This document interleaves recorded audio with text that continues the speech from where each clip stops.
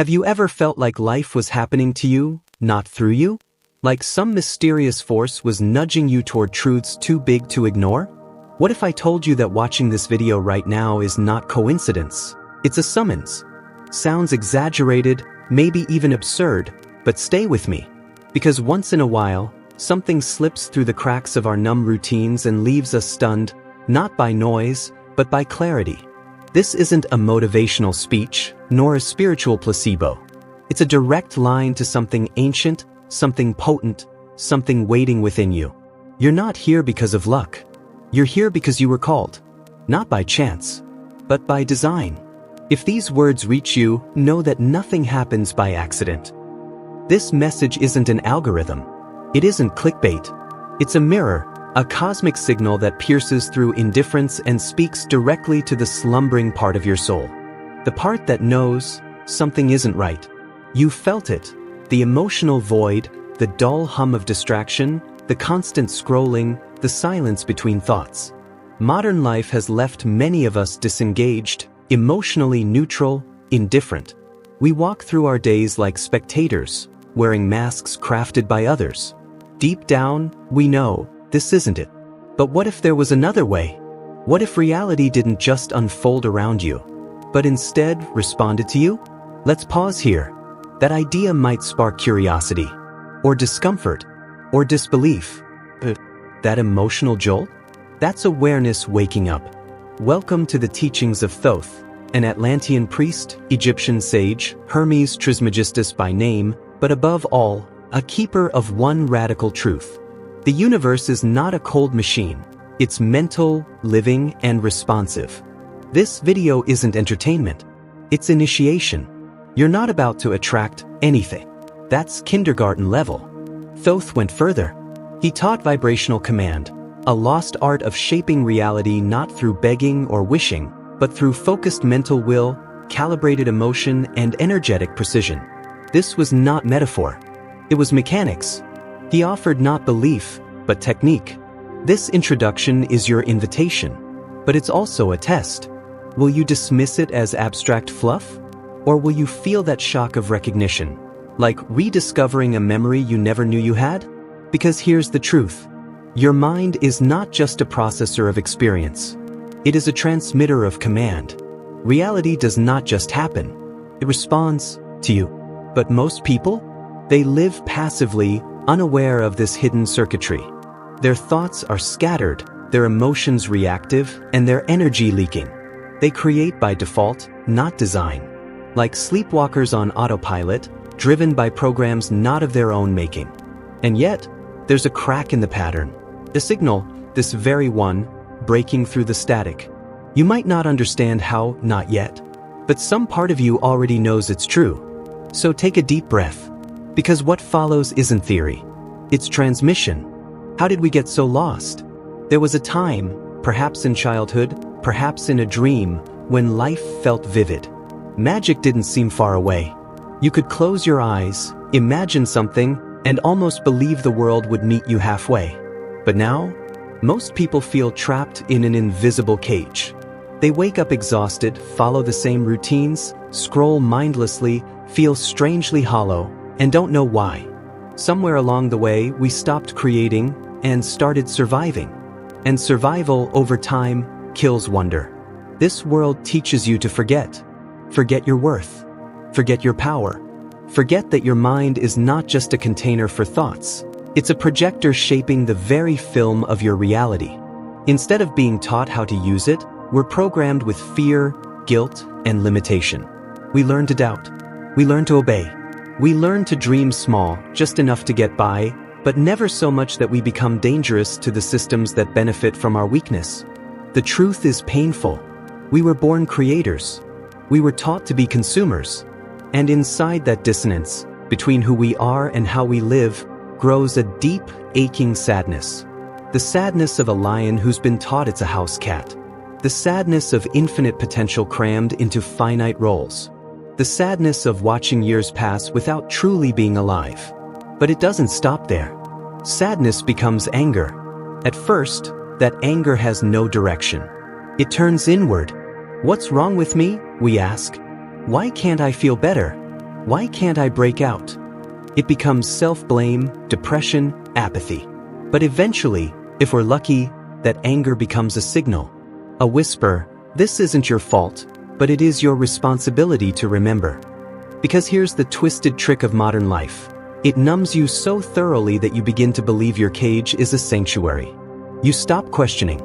You accept limitations that were never yours. You participate in your own diminishment. You mistake safety for fulfillment, comfort for joy, quiet desperation for peace. This is not condemnation, it's a diagnosis. A global one. Look around. Burnout is an epidemic. Depression is rampant. Anxiety is normalized. Our nervous systems are fried. Our souls are tired. And yet the world tells us, just keep going. Hustle. Be grateful. Think positive. But how can you align your vibration when your spirit is starving? Thoth's teachings don't start with fantasy. They start with truth. And the truth is, before you can command reality, you must confront your own disconnection. You must recognize where your thoughts are not your own, where your energy leaks, where your beliefs were inherited, not chosen. This part is not glamorous. It's the shadow work, the breaking point. But if you felt the dull ache of regret, if you've looked at your reflection and thought, there's more to me than this, then you're already on the path. Because sadness shows you where you've been asleep. And anger? It gives you the strength to wake up. There comes a moment, and it's different for everyone, when something inside you stirs. Maybe it's a random conversation. Maybe it's a piece of art. Maybe it's a quiet moment in the early morning light, when for no reason at all, you feel something. A flicker. You pause. You remember. Not in the way you remember a name or a birthday, but with your whole being. It's like hearing the melody of a song you knew before you were born. A strange, beautiful familiarity pulses through your body, and for just a moment, you realize something life-changing. You were never broken. You were just buried. The truth has always been inside you, but it was wrapped in layers of fear, conditioning, and doubt. But now, something has cracked. Light is coming through. And here's the most beautiful part. That light? It's not from outside. It's coming from you.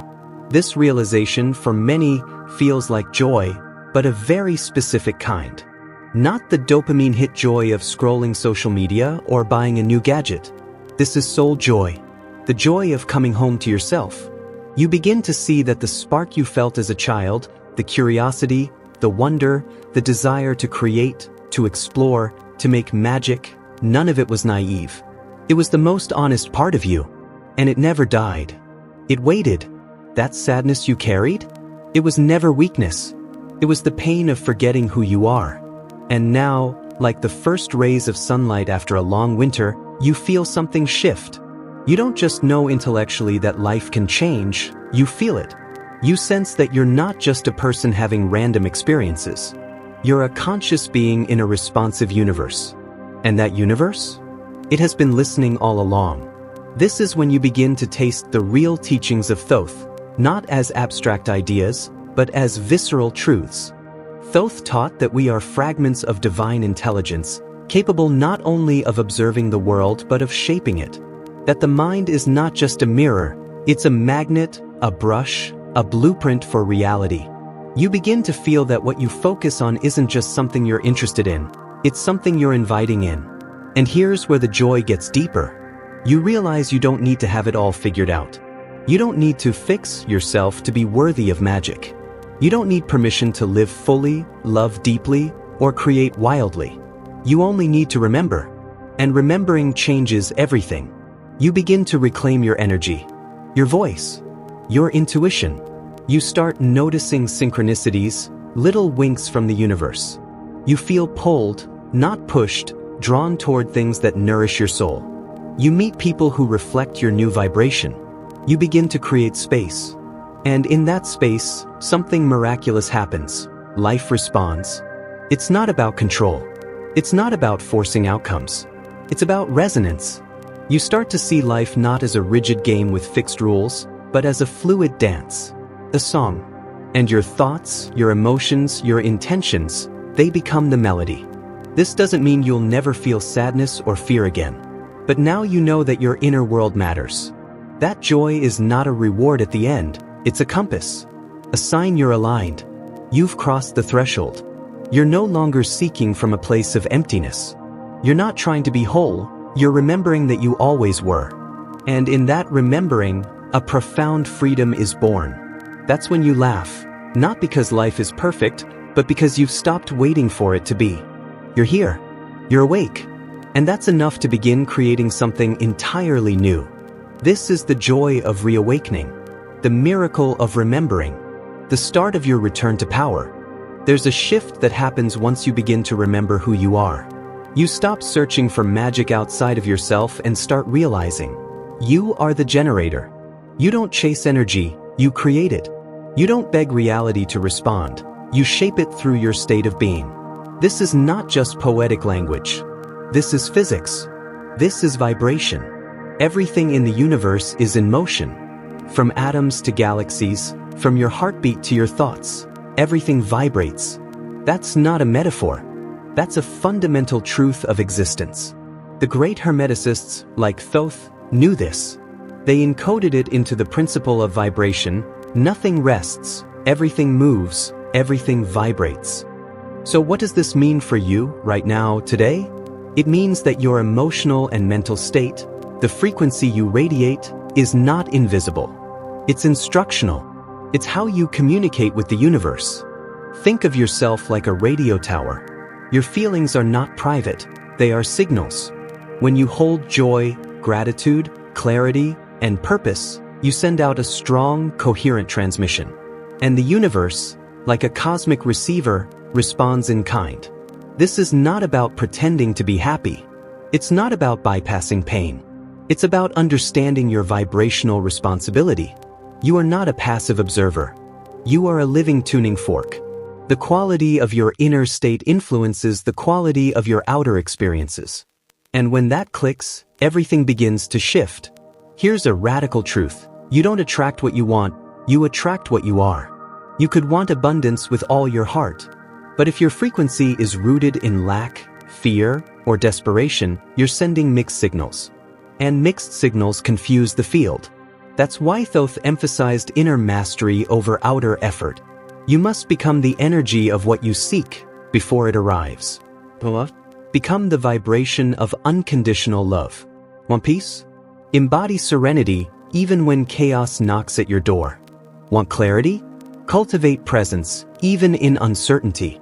This is not easy work, but it's powerful, and it's active. We often wait for something to happen so we can feel better. But what if the truth is reversed? What if your willingness to generate a new emotional frequency, now, is what triggers the external change? This is the emotional alchemy that changes everything. And it's not reserved for monks or mystics. It's a skill, a practice, a choice you can make in every moment. But let's bring this down to earth. How does this show up in real life? Let's say you're stuck in a job you don't love. Every morning you wake up dreading it. You drag yourself through the day. You talk about how miserable it is. You complain. You gossip. You feel small. That's a low, incoherent vibration. And what does the universe do? It matches that. But now imagine this. Instead of focusing on what's wrong, you begin to shift your frequency on purpose. You wake up and before anything else, you take a deep breath. You put your hand on your heart. You say, "Today, I choose to radiate calm confidence. I choose to be a magnet for opportunities one haven't even imagined yet." You walk into the same job, but your energy is different. You smile. You see beauty where you hadn't noticed it. You support others. You feel lighter. Now your vibration is rising. Now the field responds differently. People notice. New conversations start. New doors open.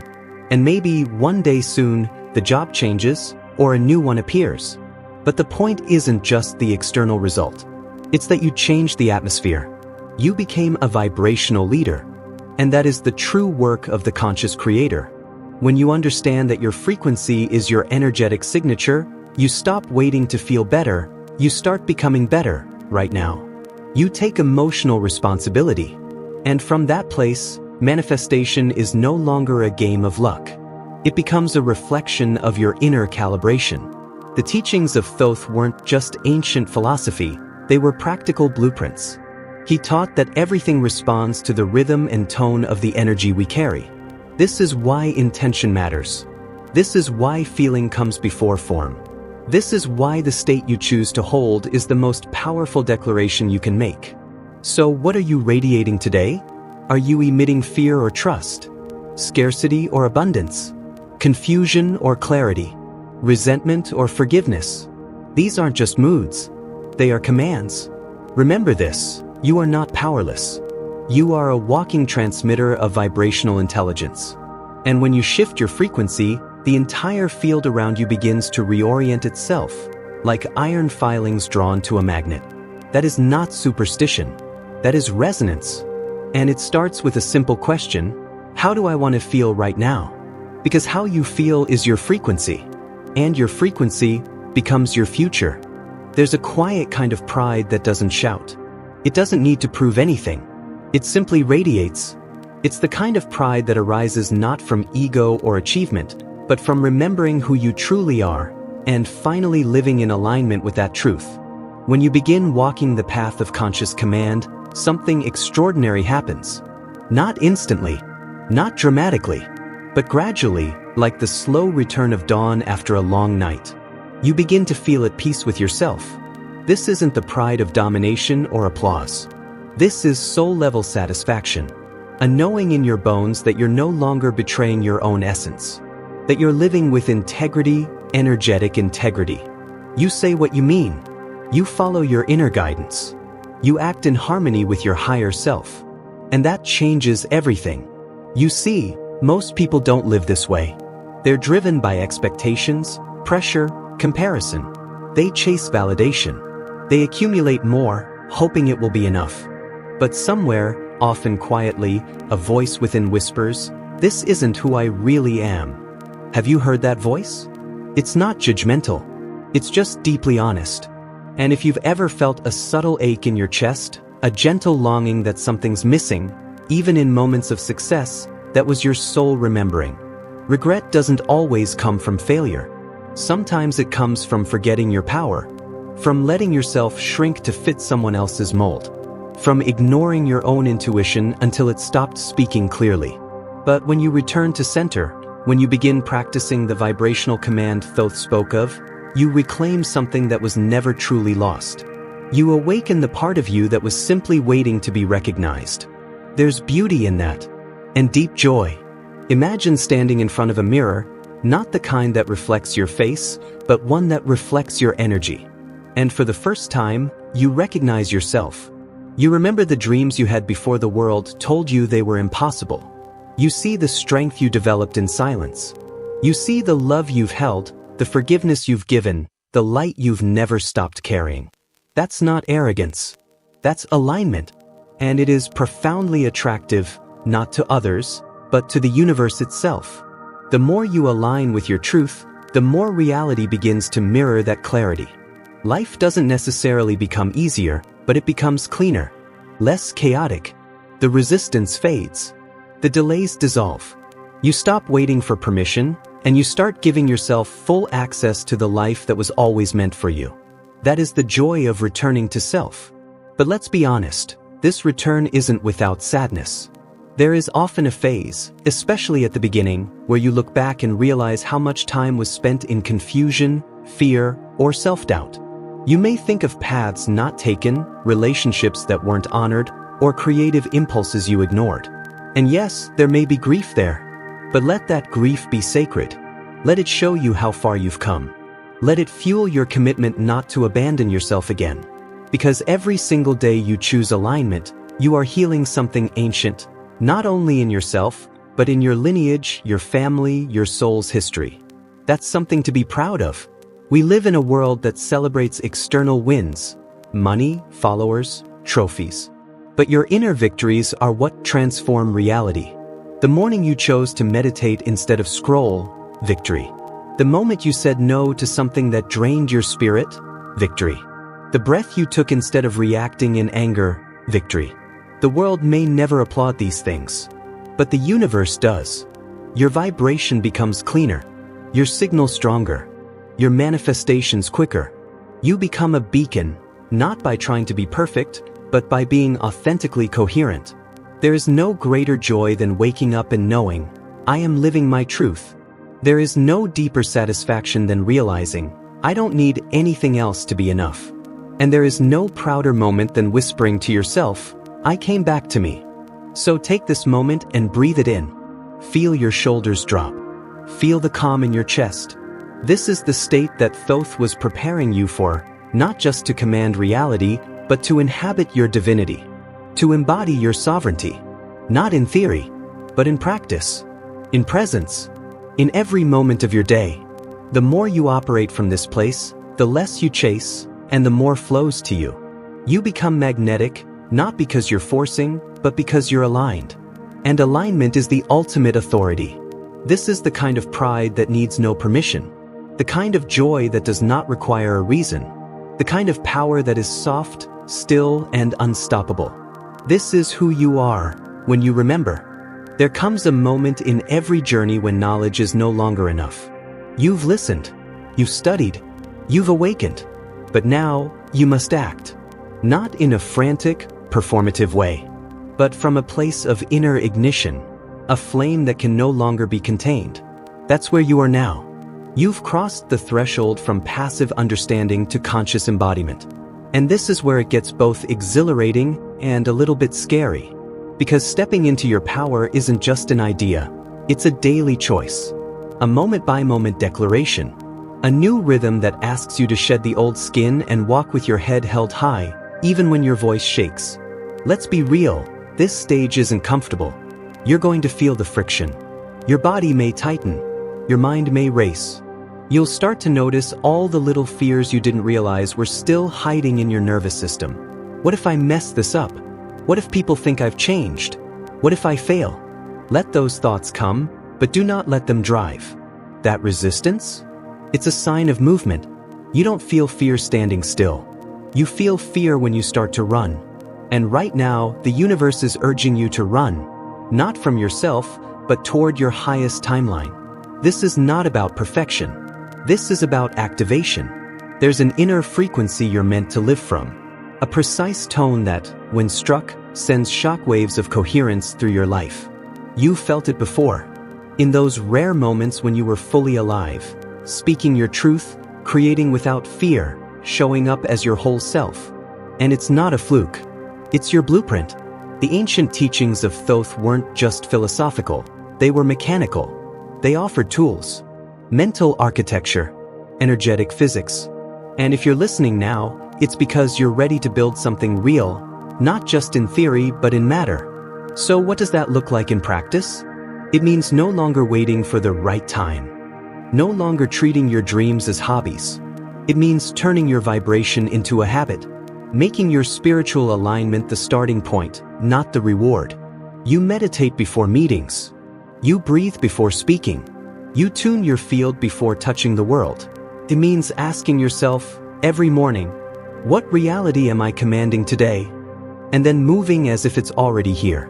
This is where the energy shifts from hope to intention, from wishing to declaration. But don't be surprised if things shake. Because when you step into your command, life will test your clarity. Not to punish you, but to refine you. You'll be asked to hold your frequency while others question you. To choose courage over comfort.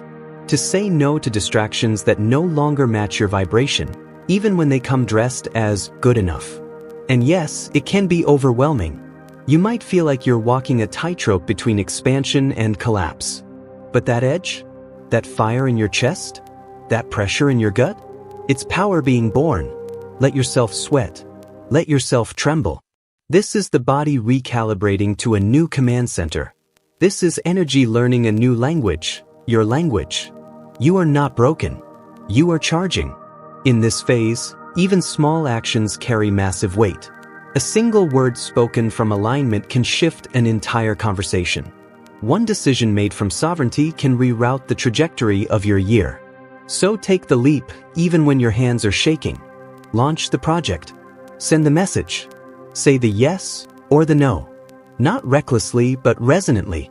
And when doubt creeps in, because it will, don't make it the villain. See it as a shadow cast by your rising light. Fear doesn't mean stop. Fear means you're expanding faster than your old self can catch up. Stay the course. Thoth's teachings were never about blind confidence. They were about calibrated command. About knowing your mind, training your focus, and matching your energy to your vision, even before reality catches up. So if your hands are sweating as you write your first decree, good. If your voice shakes as you claim your next chapter, good. If your body resists the change, that's not failure, it's feedback. You are not collapsing. You are becoming too powerful for your previous container. Now is not the time to retreat. It's the time to rise, even if the climb is steep. You've been waiting for a sign. But maybe you were never meant to wait. Maybe you were always meant to be the signal. So ring out. Send the pulse. Command boldly. Not from ego, but from that deep, reverent place inside of you that knows. I was born to move energy. I was born to shape worlds. I was born to live this fully. Pause for a second. Look at where you are now. You're no longer the person who stumbled into this journey. You're not the seeker overwhelmed by questions, nor the skeptic waiting for a sign. You've become something else entirely, a being who remembers. This isn't ordinary happiness. It's not surface-level joy. It's the quiet, profound recognition of power that has always lived inside you. The fog is lifting, isn't it? The teachings of Thoth were never about adding something new to you. They were about reminding you of what was never truly forgotten, that you are not a bystander in the universe. You are its co-author. Let that sink in, not as poetic metaphor, but as lived reality. You decree. The universe responds. Not because you're special, but because you're sovereign. Not because you deserve it more, but because you're finally aligned. The real miracle here isn't in bending the world to your will, it's in realizing your will is already woven into the fabric of the world. This is the shift from hoping to knowing, from observing to commanding, from looking outward for validation to turning inward for direction. And in this moment, this breathtaking moment of awakening, you feel it, the joy of remembering who you are. But here's the truth. This level of joy is not loud. It's not chaotic. It's not the ecstatic scream of victory. It's the still, trembling silence of standing on a mountaintop, realizing how far you've come, and how much further you can now see. You don't just smile.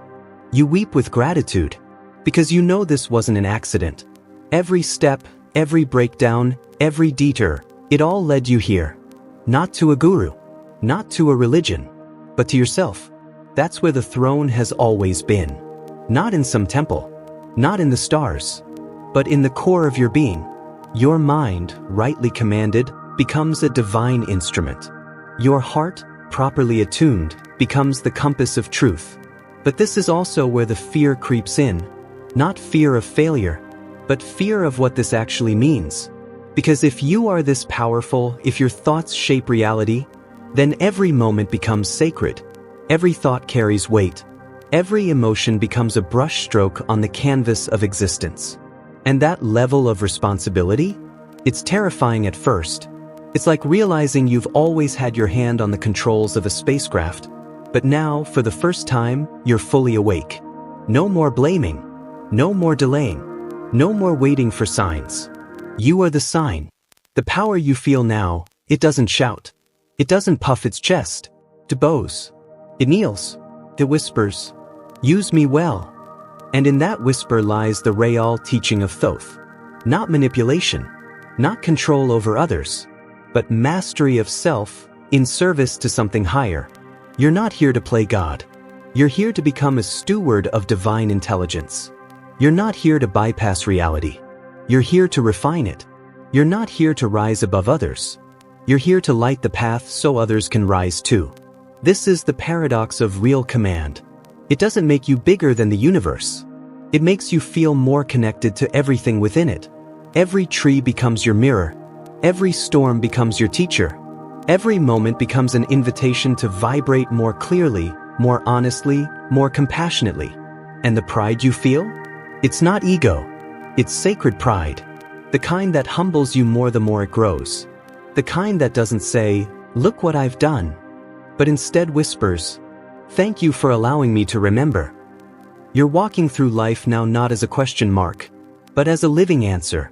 Not as a vessel waiting to be filled, but as a fountain that never runs dry.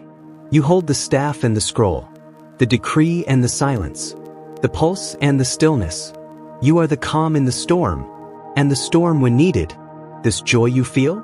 It's the natural consequence of becoming whole. It's what happens when your internal world aligns so powerfully that the external world has no choice but to match it. And yet, beneath the joy, there is that holy tingle of awe, the fear that keeps you from arrogance, the reverence that reminds you, this isn't magic, it's mastery, and mastery must be earned moment by moment. But now you know how. So pause, breathe, look around at your life. It may not be perfect yet, but now you understand, it's programmable. And you? You are the coder, the conductor, the conscious channel. You don't merely attract anymore. You command. And the universe listens, not because you yelled, but because you finally spoke from the one place that never lies. Your soul. You've made it to the end, or at least what seems like the end. But deep down, you know this isn't an ending at all. It's a threshold, a moment where time seems to pause and ask you just one thing. Will you step through? The ideas you've encountered aren't light entertainment. They're not just interesting theories. They are seeds. And now, they're in your soil. So what are you going to do with them? Because let's be honest, this moment demands more than admiration. It demands activation. The world you know is not waiting for a savior. It's waiting for you, the you who remembers. You've been shown the blueprint. A universe governed not by luck, but by vibration. A reality shaped not by fate, but by focused consciousness. A life defined not by outer events, but by inner alignment. You now know the truth. Thought is the origin. Emotion is the fuel. Will is the switch. And reality? Reality is just the reflection. What will you do with that truth? Because make no mistake, knowing this changes everything. But it also costs something. It costs you your excuses. It costs you your delays. It costs you the luxury of staying asleep. No more waiting for signs. No more begging for miracles. No more handing over your power to external forces. You are the sign. You are the miracle. You are the force. And that realization? It's both exhilarating and terrifying. Because if you truly accept this, if you claim this divine authority, you can no longer hide. You'll feel it in your chest like a soft burn. You'll hear it in your own voice when you say, "I'm ready," and realize that you actually mean it. This is the joyful terror of transformation. The thrill of stepping into unknown territory. Not because it's safe, but because it's real. There's a part of you right now, tiny, shaking, that wonders, but what if I'm not good enough? What if I fail? To that part we say, welcome to the front line of becoming. No one ever reaches mastery without facing the fear of failure. But you're not here to be perfect. You're here to be present, to be aware, to be committed. Even your doubt, even your hesitation, those are part of the command process. They're not the enemy. They're signals. They ask, how much do you want this? How deep is your resolve? And you, if you're still listening, have already answered. You want it. Not because it's easy, but because it's true. So here is your final challenge. Take what you've learned and use it. Don't let this be another video you watch, nod, and forget. Let it be the beginning of a revolution that starts in your mind and ripples out to your entire life. You don't need to move mountains today. You just need to start. Start commanding. Command with clarity. Command with alignment. Command with integrity. Command with joy, because you're no longer a passive observer. You are a participant in the sacred act of creation. And from now on, everything changes. This is not a promise of instant results. It's a promise of real power. Power that responds only to consistency, to devotion, to vibrational precision. But when you wield it with wisdom, when you pair it with inner truth, you will see the world bend, little by little, in your direction. Doors will open. Ideas will flow. People, resources, opportunities, they'll begin to gravitate toward you, because your frequency is calling them home. So don't stop here. Make this the moment that separates your old self from the one who commands reality. Take this message and build a life around it. Meditate with purpose. Speak with authority. Feel with intensity. Think with alignment. Let your daily rituals become channels of power. Let your small habits shape massive outcomes. And most of all, let your soul lead the way. Because Thoth never asked to be worshipped. He offered something far more radical. A mirror. A mirror that says, "You are what you seek. You are the master you've been praying for. You are the voice the universe obeys." So take a breath. Feel your body. Notice your thoughts.